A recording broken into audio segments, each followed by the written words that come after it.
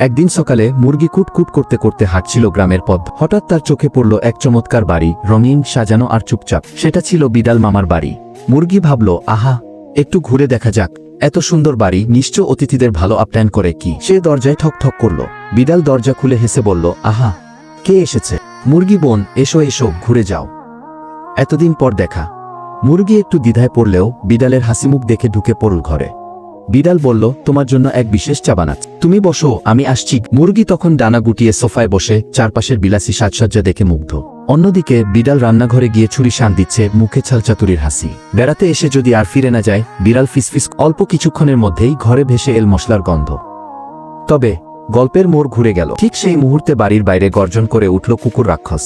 বিড়াল ভয় পেয়ে ছুরি ফেলে দৌড়ে পালালো, আর মুরগি সুযোগ বুঝে জানালা দিয়ে লাফ দিয়ে বেরিয়ে এলো। পাখা মেলে সে দৌড়ায় নিজের খোঁজ। সেই থেকে মুরগি আর বেড়াতে যায় না, আর বিড়ালের বাড়িতে অতিথি আসা বন্ধ।